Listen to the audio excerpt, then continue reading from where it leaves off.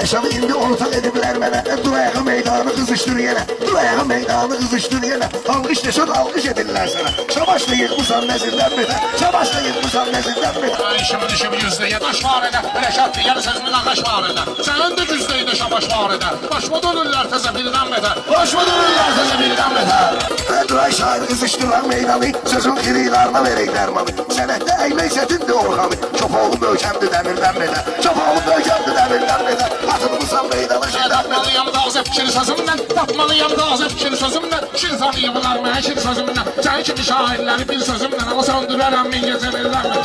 Söndürərəm min gecə birdən betər. Dəmiri salımı dəmiri sıxarmışam mən. Sözümü sətiri sıxarmışam mən. Neşəm o qədər fikir sıxarmışam mən. Sən deyən hikmətli fikirdən betər. Sən deyən hikmətli fikirdən.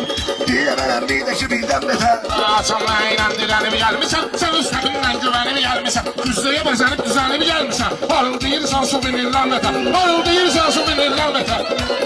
Orxanın bilənlər bilir ürəyini, onun böyük tağı edir köməyini. Hər də görmüsən bəlini bəzəyini. Yetim uşaqdı yetim yesirdən betər. Yetim uşaqdı yetim yesirdən betər. Deyəmərəm bir də ki birdən betər. Səninlə vəbşə işə getmədən mən. Səninlə vəbşə işə getmədən mən. Mitingdə nümayişə getmədən mən. Belə də bir daha verilişə getmədən mən. Mən sükət doydur efirdən betər. Mən sükət doydur efirdən betər. Orxanın sözlərini eşitmişsən, sən çox yolu getmişsən, qeydmişsən.